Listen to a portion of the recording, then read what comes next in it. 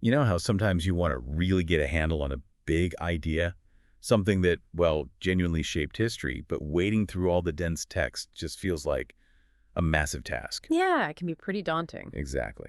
So that's what we do here. We've done that heavy lifting, pulled out the really crucial bits, and we're here to lay it all out for you. And today we're tackling a really significant one. It's Mao Zedong's theory of protracted revolutionary war, a concept that didn't just reshape conflict in the 20th century, but honestly still influences how we understand insurgency today. Right. This came out of the Chinese Communist Party's, well, incredibly tough fight back in the 30s and 40s. They were up against Japanese invaders and the Chinese nationalists. A classic weaker force versus stronger regimes scenario. Totally. And Mao's theory was essentially their playbook. It's a strategy for how, the underdog might actually win through a long conflict. And it's key to understand this isn't just military tactics. Not at all. It's a whole political military approach aimed squarely at regime change. So our mission today in this deep dive is to really unpack that core objective for you and then walk through the three distinct phases Mao laid out. Yeah, by the end, you should have a pretty solid framework for understanding this, well, really influential doctrine. Okay, let's start with the big picture then, the central objective. Mhm. What was Mao ultimately aiming for? What's the main thing we should keep in mind? Well, the core goal, as the sources make clear, is fundamentally political. Yeah. It's about overthrowing the existing government and putting a new one in place. Regime change. Simple enough goal, but the method. Ah, the method is where it gets really interesting. He called it people's war. That's the term you always hear. People's War. Okay, that sounds big. It implies more than just soldiers, right? Oh, absolutely. It's all about political mobilization, getting the population actively involved and supporting the cause. Mao saw it as essentially a civil war fought from the inside out. So winning hearts and minds is key. Crucial. The insurgents, the revolutionaries, they depend on the people's support. For everything recruits, intelligence, food, shelter, it's a fight for loyalty. And in that fight, politics often matters more than guns, especially early on. So unlike conventional warfare, it's not just about who has the bigger army at the start. Not at all, no. Mao was very clear. Politics comes first. There's his famous quote, "Political power grows out of the barrel of a gun." Right, I heard that one. But people often forget the crucial second part. The party commands the gun, and the gun must never be allowed to command the party. Ah, so the military is always just a tool for the political goal. Exactly. It reinforces that idea. The political leadership is in charge, always. It kind of reminds me of that old Clausewitz line, war is the continuation of politics by other means. Was Mao riffing on that? He definitely was. He echoed Clausewitz, but then he added his own spin. He said something like, politics is war without bloodshed, while war is politics with bloodshed. Okay, so even the fighting itself is just another political tool. Precisely. Every military action, every battle is meant to serve broader political aims. Things like gaining legitimacy, winning over the population, establishing control. It's not just about taking ground. And this ties into the protracted part of the name, right? It's designed to be long-term. Yes, absolutely. Mao knew they couldn't win quickly against a stronger enemy.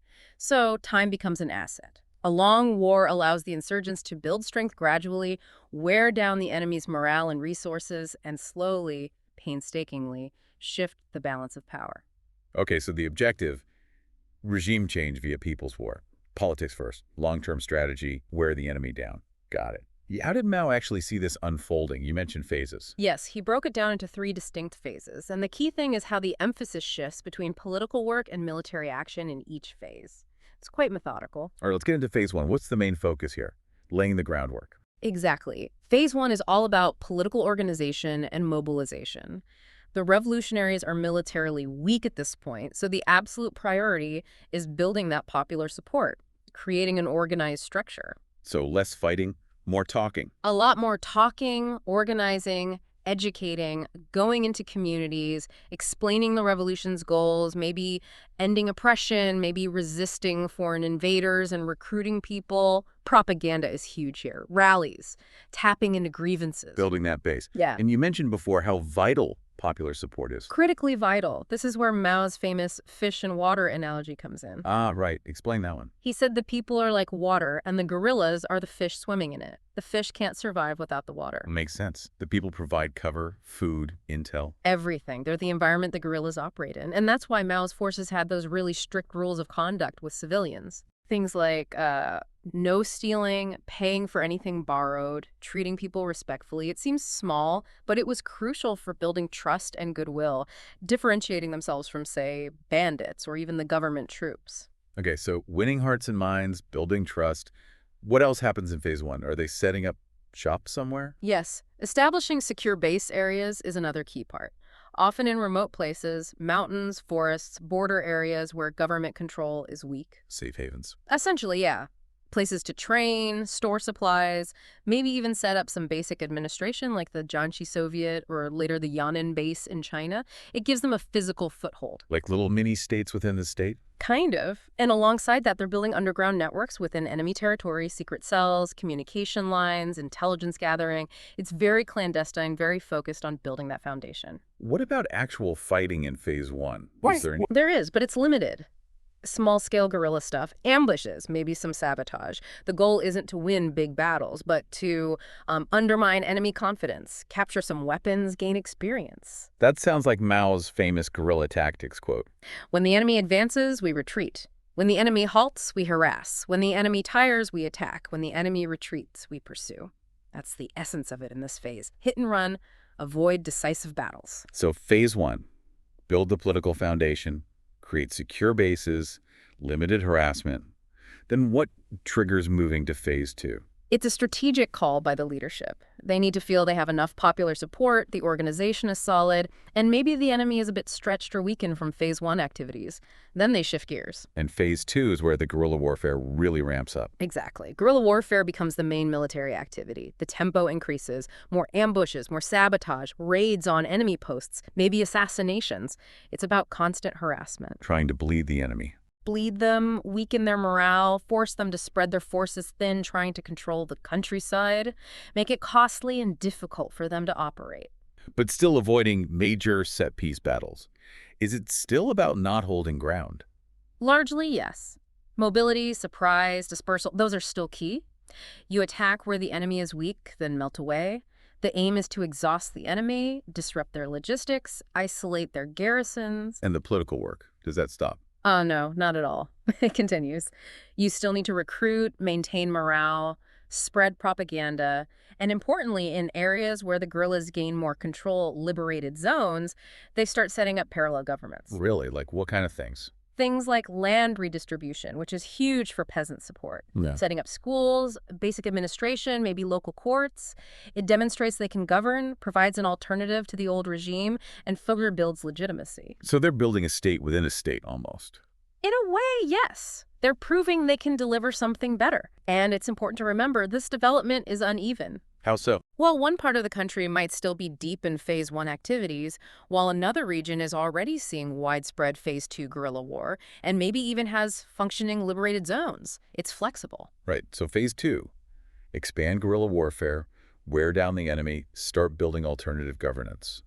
What's the final step then? Phase three.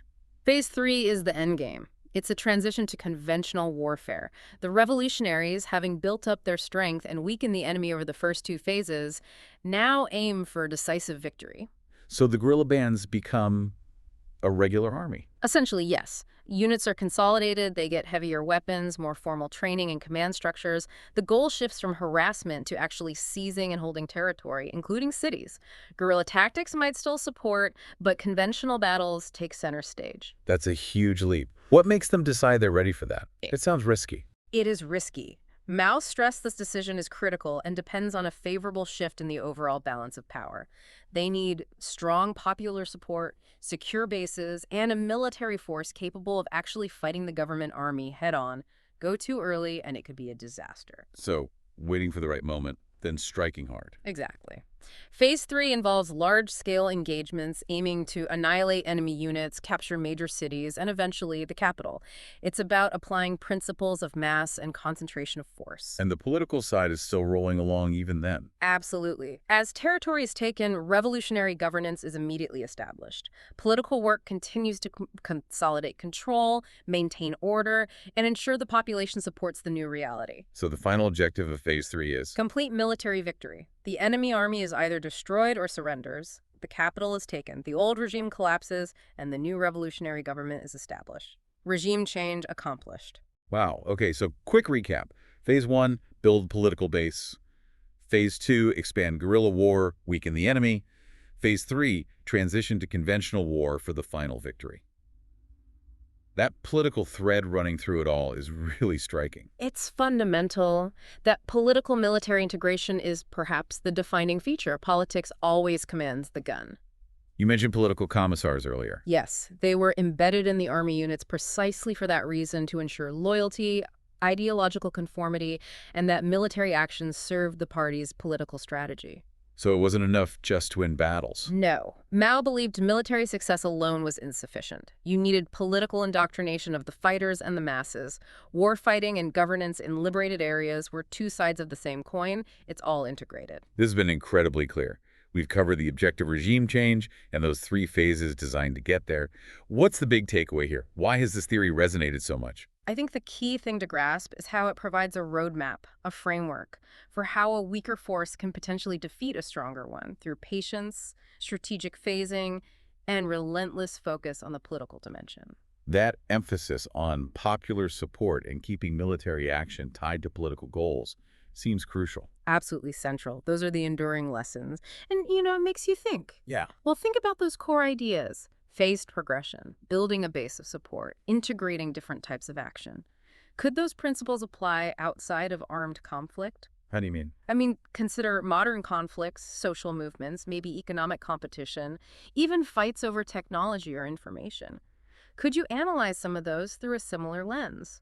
Looking at how influence is built gradually, how support is cultivated strategically, how different tactics are integrated over time. Huh. That's actually a really interesting thought to leave people with. Looking for those patterns of protracted struggle in other areas. Exactly. It just shows how influential these strategic ideas can be far beyond their original context.